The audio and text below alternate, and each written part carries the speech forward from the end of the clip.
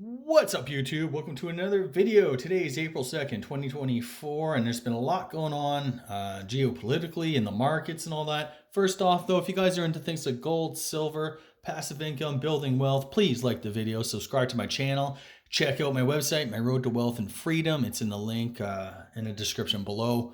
Quick disclaimer, I'm not a financial advisor. Please do your own research before making any investment decisions like buying gold, silver, or following any of the strategies I discuss on this channel. The channel's for entertainment purposes only. So, man, the run up in gold is continuing. Today, I'm just looking at CNBC right now. It's at 22.77. It's up about $20. It was up a little bit more in the morning. Um, Oil's up, silver's up 25.88 for silver. That's pretty good. Meanwhile, the stock market is falling. The Dow is down 400 points. Nasdaq 220. So in general, markets across the board are down like 1%. I think S&P 500 is 51.88. So yeah, so that's kind of where we're at, and I just want to mention crypto for a second.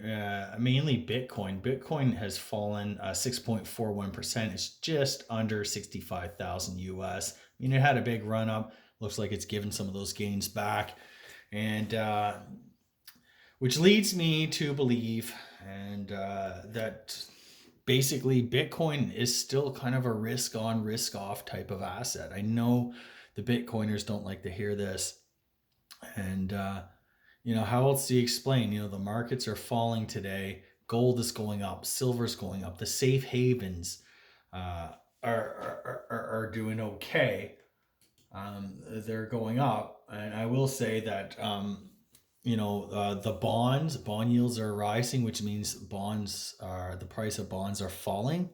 So really, on this day of there's some market turmoil. You have even kind of like a traditional safe haven, like government bonds and that type of thing. It's going down, and precious metals are rising. Oil is rising. Now there's a couple different things going on. Yesterday, the Israelis hit the Iranian consulate in Syria, killing some Iranian Revolutionary Guard commanders. There's just a sense that there's going to be a wider war in the Middle East. Iran will probably respond to that. So it's kind of a dicey situation there. It's there's kind of a lot going on. Meanwhile, we still got the Houthis, attacking ships in the Red Sea. You still got the war in Gaza going on, and in Ukraine, we still have all that stuff. All that stuff is still going on, and I think that's a big reason why maybe oil's moving, and and gold and stuff like that. I think there's a couple different things at work that's happening. And also in behind all this stuff, we have, the commercial real estate crisis, or it's kind of this impending crisis brewing in the background. We still have interest rates that are higher for longer, although central banks around the world really have said that they are willing to, cut rates, and they're saying maybe later this year in the summer or stuff like that. We just still have a higher for longer right now. And yeah, that's kind of all kind of contributing to this kind of messy soup of chaos anyway. So yeah, against that backdrop, gold has really, awakened in the past month and a half. It really has. I mean, we're at, all-time highs, even in the US dollar, which was kind of like the last currency to kind of that gold is making all-time highs in. So yeah, in general, it's pretty good, but I guess gold does rise, kind of for the wrong reasons in a way, right? Like, when you see it moving like this, it's because really bad things are happening, and it's unfortunate, but that is the essence of why I personally own gold. I don't view it as so much as an investment. I view it as basically insurance, financial insurance, a hedge against this type of stuff. And as we've seen, in 2022 was the first time ever that stocks and bonds both fell together. Um, we're just seeing a lot of stuff that has never happened before and that quote unquote should not happen. And there's, not to mention, if you zoom out a little bit, the problems that we know of, high debt, high interest rates, there's problems in the corporate balance sheets, there's, commercial real estate, there's all that stuff going on. But then if you zoom out, there's all these derivatives, trillions in derivatives. And, it's just kind of, there's a lot of risk out there that people really do not grasp, they're not aware of, and they're definitely not prepared for. Now, I'm not saying that these things are actually gonna, cause a big giant collapse, and I try not to be like sensational on this channel, but there are serious risk out there, and that's not to say that they have to happen. That's not even to say that they will happen, or but there is a potential for really bad things happening, and my own personal thoughts is I don't really think so. I think life will go on. Things, go up and down and stuff like that. And it's not going to be the end of the world or anything like that. However, you can't really say that with any sort of like for sure type of certainty, right? There's not a 0% chance that really bad things can happen. I live in Canada and we have huge government debt, provincial debt. There's tons of debt here. Consumers are levered to the hilt. We have a giant housing bubble. And now I don't know that, I would have thought that housing would have had a major correction. I guess in some areas it has fallen kind of 20%, but it's definitely not the 30% plus drop that we saw in at the peak of the housing crisis in the U.S. A decade ago. We're nowhere near that, but that's not to say that it can't happen. I mean, a big thing right now is that unemployment has really held up. Now maybe it's all about the kind of collapse, and we're going to see some really crazy things happening, and people losing their homes, and banks really being stressed, but maybe not. I mean, I'm not really sure. And but again, guys, that's not why I own gold. um, this stuff is an insurance policy. This stuff will, in the worst sort of case scenario, I believe, it will be a reliable wealth preservation asset. And you know, I while I do own a small, very small bit of Bitcoin, I can't say with any certainty that Bitcoin will be that. Maybe it will, maybe it won't. I don't know. And the point is you don't really have to know everything about everything. And like I've been buying some stocks, some beat up telco, pipeline, utility stocks and stuff like that. And they're paying good dividends. You know, investment by its very nature is risky. And there's no kind of like, this has literally been one of the hardest environments to invest. I find it personally, I struggle. I don't want to jump on the the tech train because I'm terrified that it's going to like end really, really badly, as I've seen these things end before. um I don't want to, you know um I just have very little conviction. If you just straight index, I don't really want to just throw my money in a passive sort of index fund, because what are you doing? You're essentially buying the same kind of bubblish stocks. If you look around the world, stock markets around the world, really other than maybe China, and that they're like hitting all-time highs as well. And um, that kind of like leads me to think that the issue is currencies kind of collapsing, that type of thing. Um, Again, that's like kind of another reason why you want to own a little bit of gold. My point is that for the average kind of armchair sort of economist, or a macroeconomic sort of commentator or whatever, it's very, very difficult to appreciate what's going on, um, let alone to prepare. And that's why I think the best investment approach, and I've said this a million times on this channel, is just, if you're in debt, get out of debt. Focus on paying off debt. I wouldn't be chasing the stock market here. Now gold's breaking out. I don't even think I would chase gold here. If you don't have any gold, I would say maybe wait. It's probably going to pull back. I mean, it kind of always has. That said, I don't really get too emotional about these things. You know, I buy gold. I try to habitually buy a little small bit of gold. I'm constantly increasing my gold stack, as it were. And, when gold is on sale, I buy a bit more. When it's tearing like this, maybe I buy a little bit less, or maybe I'm a bit more picky and choosy. Um, what I buy.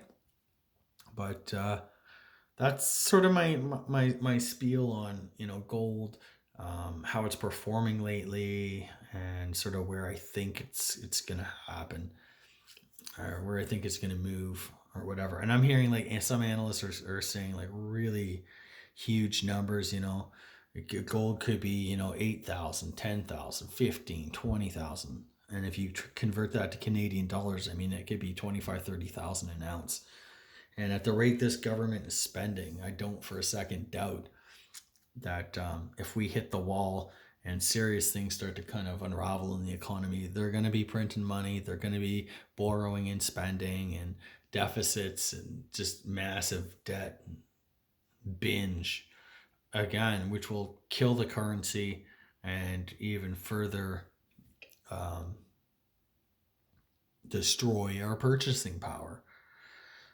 So, yeah, over the past year, and I just want to say, like, you don't always have, like, an ounce of gold in Canadian dollars is over 3,200 Canadian today. That to me is like, I just cannot believe I'm saying that. It is a lot of money.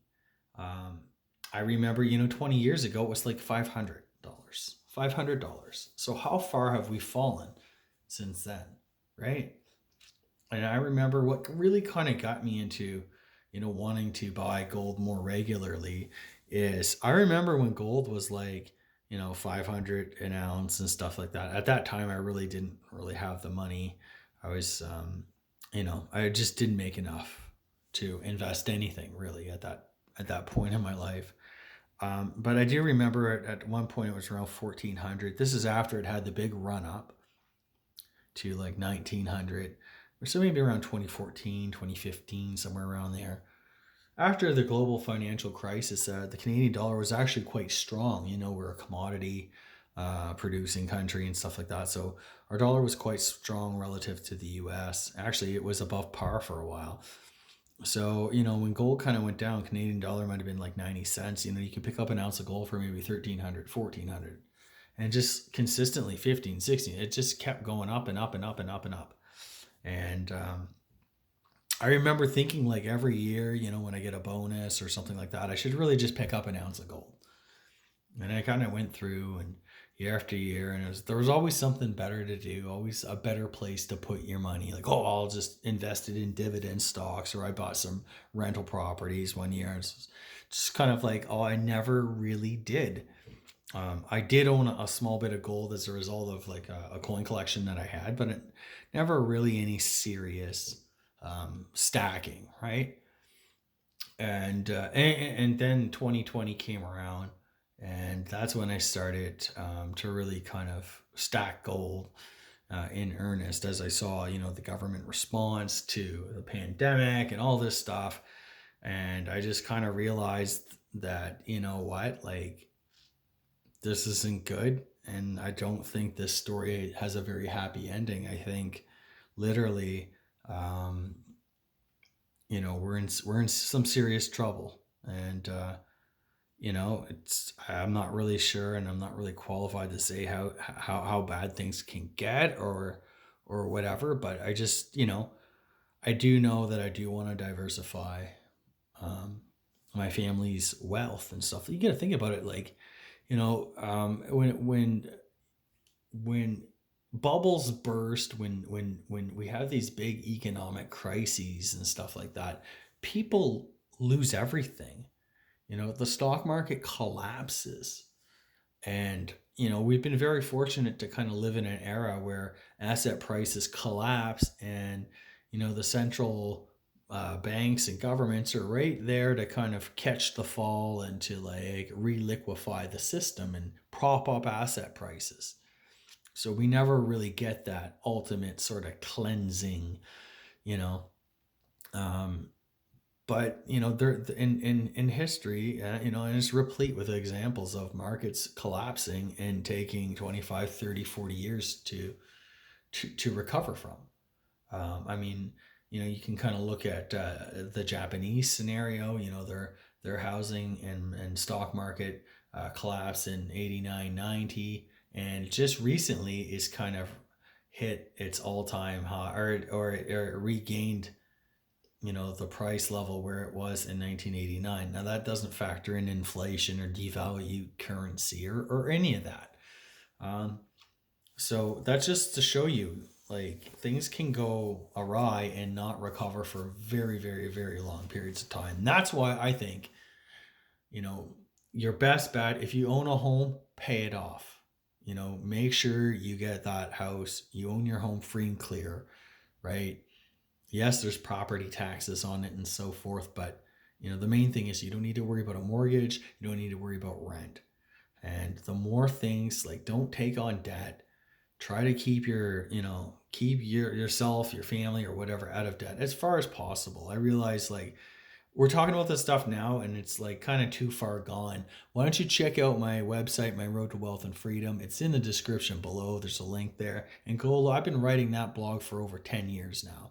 Go check out what I was saying 10 years ago. It's much the same. Pay off your debt. Try to pay some off. Yes, invest in retirement. Yes, invest in stocks and dividends, and that's all great, but make a concerted effort and plan to pay off your debt.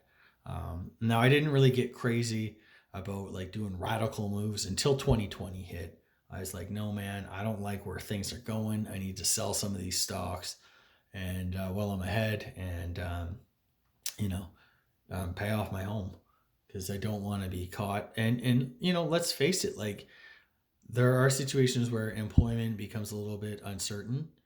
If you lose your job, how quickly can you get another job? Will you get paid the same or more, and this and that? There's all sorts of stuff. And I don't want to sound like negative, or, I don't have self confidence, and, that I could, make what I make or more and this and that. It's really not about that. It's just things are really uncertain. And if you lose a good paying job, if you lose a good job, um, it could be a while before you find one that's, pays, maybe three quarters or 2/3 of what you made or whatever, right?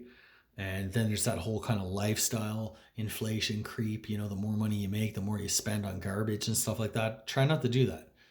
Try to, the more money you make, start paying your crap off. Don't upgrade your car and home and stuff like that. Like, these are very basic kind of personal finance tenets that I've tried very hard to kind of live by, and it's kind of served me well. If you want to be able to sleep at night, I don't like having a whole lot of debt, especially the older we get moving through life. It can become a real problem. My financial goal had always been to try to, get out of debt, build up assets that pay me passive income, so that, if I lose my job, God forbid, or whatever, anything bad happens, sometimes it's not our choice. We are incapacitated. Some things happen. You have to quit your job, leave your job, or you just can't work, or like anything. Life is uncertain, man. So you want to try to pad, you know, yourself as best you can, basically. So, and that's really been my goal. Try to earn enough passive income to cover the monthly outlays, and then, if you're not paying a mortgage, you don't need to have $1 million portfolio. If you're not paying for car payments every month, you don't need to have tons and tons and tons of money to get by. And Yeah, so I do think though, like I said, bringing us back to gold and its big move is that it's just basically doing its job. I don't really think gold's a big speculation. In fact, it's still hated. The mining stocks are perking back to life, which is just great. Um, Seeing as how I have, quite a few gold miners in my portfolio, and I've just been like, they were like sort of like the most depressing sort of investments to own because they only ever seem to go down. If gold goes up, these stocks go down. If this happens, they go down. They go. Finally, they're sort of catching a bid. Finally, as ridiculously cheap as as they were said to be, people are starting to kind of rotate out. So I am kind of happy that at least I'm not bleeding as much as I was, uh, the past year, let's say. But anyway, that's the name of the game. So the other thing is you'll see this in my next video. Is I did manage to make a purchase a couple weeks ago. It's a really cool coin, historical old gold European, Eastern European gold coin. Um, it showed up at my LCS, and I had to pick it up. It's an uncirculated example, so that makes it all the better. And yeah, I should be getting it in the next few days, and I'm happy to kind of display it. And that's what I'm basically doing. Gold is at all-time high, so I'm trying to just pick things that I like for my collection and that type of thing. And if you can't afford an ounce, there's like a half ounce. If you can't afford a half ounce, there's a quarter. There's a 1/10 ounce. You can buy gram gold. This is a little tiny 5 gram bar. There's a 10 gram bar. There's 1 gram maple grams. These are like $120 or something like that a piece now. Um, you don't need to have you don't need to be a millionaire to invest in gold or to own some gold to protect yourself. And um, while I also like silver, I've always said too, like, primarily I'm buying gold. Gold is the ultimate monetary asset in the financial system. It's what the central banks own. It's what, if anything, if it ever becomes something more than just, you know, demonetized, if they ever try to reintroduce it into their system, however they may do that. And I don't know that they will, but however they may do that, I know gold is what you want. So that's my spiel on that. I hope you guys enjoyed this video, this little update. Stay tuned for my next video when I show off my latest gold coin buy. And if you haven't done so, please check out my website, My Road to Wealth and Freedom. I just wrote an article on why Canadians need to own more gold. So check that out. Thanks, guys.